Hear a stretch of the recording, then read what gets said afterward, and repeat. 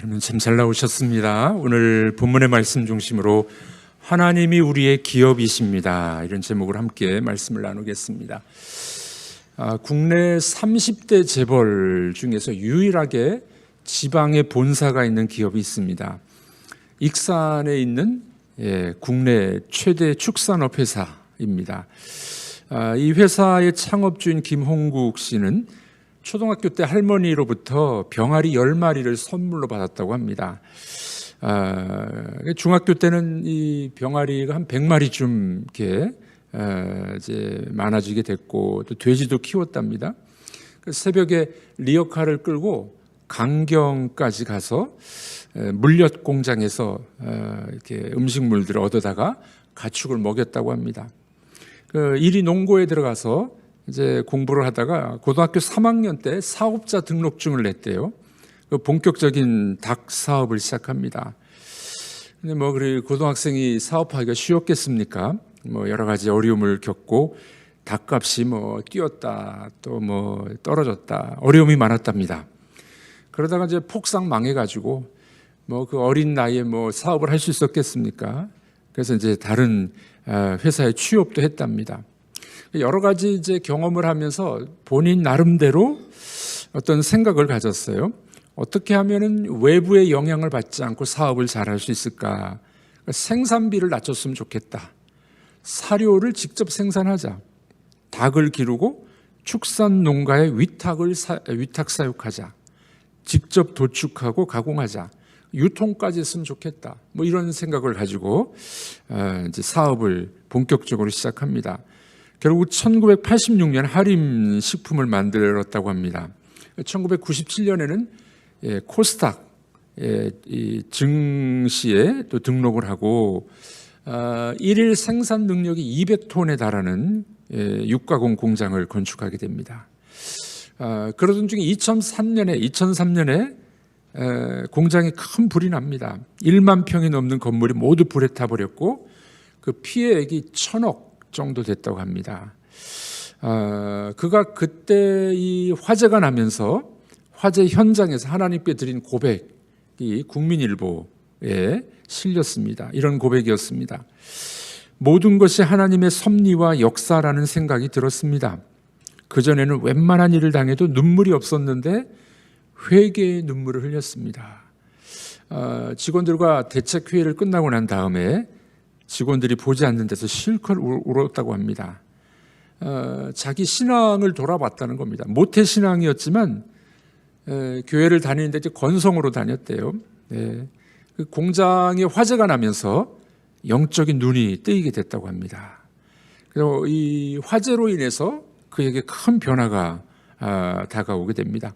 성경을 읽다가도 예전에는 지루해서 덮어버렸는데 다음 장이 뭘까 궁금해지기 시작했답니다. 그 목사님 설교가 지루하고 길었는데 목사님 설교가 기다려졌답니다. 그래서 이렇게 이야기합니다. 저에게 화재라는 고난은 하나님의 축복을 가져오는 통로라는 것을 깨달았습니다. 그 이후에 이제 경영을 하나님께 다 맡겼다고 합니다. 그리고 주의 일을 잘 감당해야 되겠다 싶어서 교회를 건축하게 됩니다. 우리가 잘 아는 교회죠. 그 이제 화재 난 이후에 예배당을 건축하고 완성을 하게 됩니다. 그때가 2009년. 예배당을 짓는 순간 어떤 일이 벌어졌을까요? 닭과 오리, 돼지고기, 사료 부분에서 국내 1위 기업으로 다시 떠오르게 됐습니다. 신문의 인터뷰에서 이렇게 고백을 합니다. 성경을 보면은 아브라함, 야곱, 이삭 모두 고생을 했습니다. 그러나 하나님의 말씀 안에서 살면은 고난도 축복임을 알게 됐습니다. 인간적으로 볼 때는 고생이지만 하나님의 관점에서 볼 때는 축복이었습니다. 두렵지 않게 됐습니다. 화재 현장에서 깨달은 사실, 모든 것을 하나님 앞에 맡기면, 그리고 주의 일에 충성하면 하나님이 새 길을 열어주신다 하는 것을 본인이 깨달았다고 합니다. 여러분들은 어떻게 생각하십니까? 우리가 내 손으로, 내 뜻대로, 내 마음대로 하려고 할 때 일이 잘 되던가요? 전적으로 하나님 앞에 맡기고 하나님이 나의 기업이십니다, 하나님이 나를 책임져 주십니다라고 믿고 나아가게 될 때 어떤 일이 벌어질까요? 우리들도 그런 기대감을 가질 필요가 있지 않겠습니까? 오늘 본문에 보면 그런 지파 하나가 등장합니다. 땅이 하나도 없어요. 재산이 없습니다. 예. 그들은 오직 하나님만 바라보는 지파였습니다. 어느 지파입니까? 레위 지파죠. 레위 지파들. 제사장들, 레위 지파들. 이 레위 지파들에게 있어서 기업은 오직 하나님만이 기업이에요. 자, 12지파 중에서 하나님께서는 이 레위 지파를 선택하셔서 제사장 역할을 감당하게 하시는데 그들에게 땅을 주지 않도록 하셨어요. 이유가 있었습니다. 하나님이 주시는 것을 먹고 살아가는 법을 배울 수 있도록. 예, 모델이죠, 모델. 한 지파를 들어서 하나님의 도우심, 하나님만이 나의 기업이야 하는 것을 모델로 보여주는 겁니다. 하나님이 책임져 주심, 네, 이것을 알게 하셨던 겁니다. 여러분들 이 말씀은 우리에게도 동일하게 적용될 것입니다. 하나님은 우리도 책임져 주실 줄로 믿습니다. 네. 주일날 어떤 분과 상담을 했는데, 네, 뭐 걱정이 많더라고요. 하나님 앞에 90%는 다 내려놨는데 10% 안 내려오는 게 있대요. 제가 그랬습니다. 그 10%마저 한번 내려놓아 보십시오. 그때 하나님이 일하기 시작하실 것입니다. 여러분들, 하나님은 우리도 책임져 주실 줄로 믿습니다.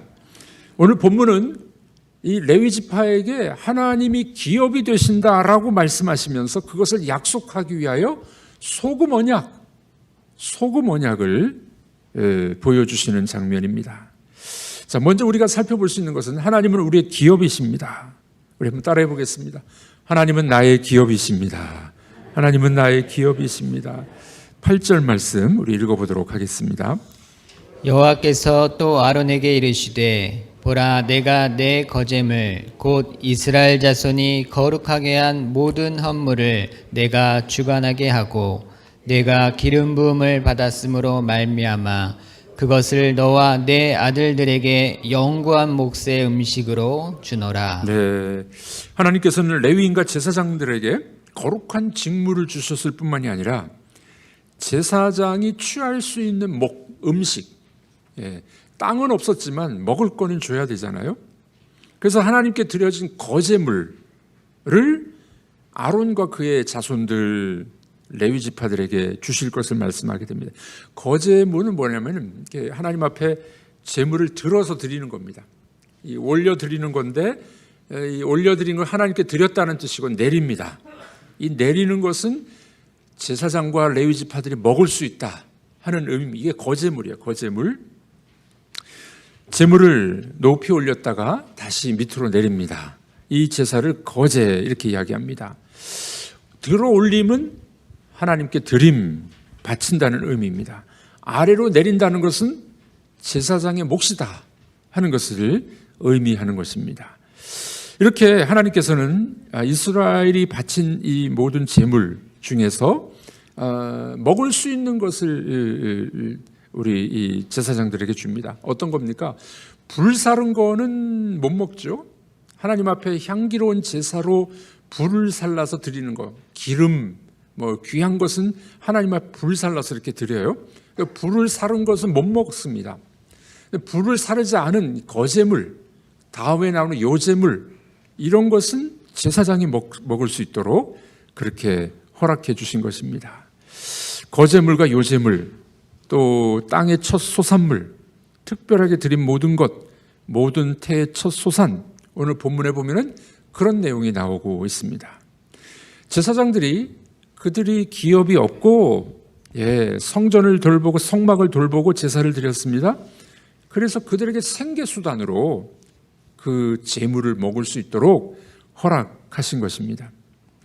예전에 어떤 성도님이 저한테 그렇게 질문을 하더라고요. 목사님, 유명한 어떤 목사님은 교회에서 사례를 안 받는데요.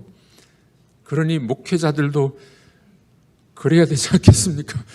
저한테 그러더라고요. 근데 가만히 보니까 그 말씀하신 그 유명한 목사님은 사업체가 있었어요. 사모님이 사장님이고 사모님이 벌었어요. 그러니까 뭐 교회에서 사례를 안 받아도 충분히 생활이 가능하지 않았겠습니까? 사도 바울이 뭐라고 이야기합니까? 일하는 소에게 멍에를 매게 하지 말. 뭡니까? 일하는 소가 먹을 수 있도록 해야 일할 수 있지 않겠느냐. 사역자들에게 적당한 사례를 주는 건 타당하다. 그렇게 말씀하고 있지 않습니까? 오늘 이 제사장들에게 주시는 재물을 보십시오. 그들의 기업이 없었기 때문에 재물 중에서 먹을 수 있는 것을 제공해 주었던 것이었습니다. 11절 말씀 또 읽어보도록 하겠습니다. 내게 돌릴 것은 이것이니 곧 이스라엘 자손이 드리는 거제물과 모든 요제물이라. 내가 그것을 너와 내 자녀에게 영구한 몫의 음식으로 주었은즉 내 집에 정결한 자마다 먹을 것이니라. 네, 거제물은 위로 들었다가 내리는 제물이고요. 요제물은 앞으로 내밀었다가 당기는 이 요제물입니다. 앞으로 내밀었다는 건 하나님 앞에 드렸다는 의미예요. 다시 당겼다는 말은 인간이 제사장이 먹을 수 있는 그 제사라는 것을 보여주게 됩니다. 하나님께 바친 것 그리고 난 다음에 제사장이 먹을 수 있도록 허락하시는 것을 보게 됩니다. 자, 이렇게 하나님은 거제물과 요제물을 먼저 받으신 뒤에 제사장의 몫으로 돌려주십니다. 더 나아가서 그의 가족들도 아들, 딸도 받을 수 있도록 허락해 주셨습니다. 자, 그래서 이 거제물과 요제물은 하나님께 바쳐진 것으로서 이 하나님의 일을 감당하는 사람들이 먹을 수 있도록 그렇게 필요를 채워주신 겁니다. 그래서 오늘 본문은 뭐라고 말합니까? 오늘 본문 결론에 그렇게 말씀하시죠. 하나님이 너희의 기업이야. 그렇게 말씀하고 있는 것입니다. 자, 여러분들 하나님은 이렇게 이 필요를 채워주시면서 그것을 확증해 주십니다. 약속을 해주세요. 그 약속이 뭡니까? 소금 언약, 언약을 맺어주시죠. 변함없음을 강조합니다. 소금 언약의 뜻은 뭐 여러 가지로 해석을 합니다만은 소금이 썩지 않잖아요. 변하지 않잖아요. 물론 이제 이 소금기가 빠져버리는 그런 소금도 있습니다만은 이 소금이 대표로 하는 것은 뭡니까? 대표적인 상징은 변함없음을 보여주는 거죠. 하나님이 기업이 되심, 필요를 채워주심, 책임져 주심을 소금 언약을 통해서 확증해 주시는 겁니다. 19절 읽어보겠습니다. 이스라엘 자손이 여호와께 거제로 드리는 모든 성물은 내가 영구한 몫의 음식으로 너와 내 자녀에게 주노니 이는 여호와 앞에 너와 내 후손에게 영원한 소금 언약이니라. 네, 그 성물, 거제물과 요제물을 제사장들과 레위 자손들에게 주리니 이것은 영원한 소금 언약이야. 변치 않는 일이야. 이렇게 말씀해 주십니다. 이 말씀을 요약하면 한마디로 뭡니까? 우리의 기업은 누구시라고요? 하나님이 우리의 기업이에요. 하나님이 우리의 기업을 삼은 자는 하나님이 필요를 채워주실 뿐만 아니라 그것을 확실하게 언약을 맺어주시는 것을 보게 됩니다. 한 병원에 환자가 찾아왔어요. 아주 다급한 목소리로 의사에게 병세를 늘어놨습니다. 선생님, 제 기억력이 완전히 나가버렸습니다. 아내 이름도 잊어버렸어요. 애들 이름도 잊어버렸고 직장이 어딘지도 잊어버렸습니다. 어떻게 하면 좋습니까? 의사가 들어보니까 좀 심각했어요. 그러시냐고. 진정하십시오. 얼마 동안 이런 증세가 있었습니까? 환자가 멀뚱히 쳐다보면서 뭐가요? 또 금방 까먹어버렸어요. 무슨 증세 말입니까? 이런 환자는 참 대책이 없습니다. 금방 자기가 말한 것도 잊어버리는 것이 우리 인간의 모습인데 하나님은 어떻게 해요? 하신 말씀을 변치 않기 위하여 소금 언약을 맺어주셨어요. 변하지 않는다. 하나님은 나는 너희의 기업이야. 너희를 책임져 줄 거야. 필요를 공급해 줄 거야. 이 말은 틀림없어. 그래서 소금 언약으로 언약을 맺어주신 겁니다. 여러분, 우리 하나님은 어떤 분이십니까? 하신 말씀을 어기시는 법이 없습니다. 약속을 확증하기 위해서 언약까지 맺으신 분입니다. 언약이라는 말은 이 계약의 당사자가 누군가 계약을 어기면은 희생당한다라는 의미가 담겨 있었어요. 고대 히타이트 부족도 그런 이 문화가 있었는데 하나님이 그 문화를 사용하셔가지고 하나님의 백성들에게 보여주신 겁니다. 언약을 맺은 한쪽이 누구든지 파기하면은 희생당해 주고, 그 아브라함과 맺은 언약이 그거잖아요. 동물을 반으로 쫙 쪼개놓고 그 동물 사이로 하나님이 횃불이 지나갔어요. 하나님이 지나가셨어요. 언약이 파기되면 내가 죽을 거야. 하나님의 희생을 보여준 것이 그 언약 아니겠습니까? 하나님의 언약은 어긴 쪽이 희생을 감내하게 되어 있습니다. 놀라운 것은 언약을 어긴 것은 하나님이 아니라 인간인데 인간 대신에 하나님이 희생당하시는 것을 우리는 보게 됩니다. 그러므로 이 언약은 틀림없는 거예요. 누가 희생을 당하든지 간에 반드시 지킬 거다라는 것이 언약입니다. 여러분들, 이 소금 언약, 내가 너희의 기업이 될 거야. 하나님은 반드시 언약을 지키시는 분이신 줄 믿으시고 하나님을 기업으로 삼는 여러분들이 되시기를 바랍니다.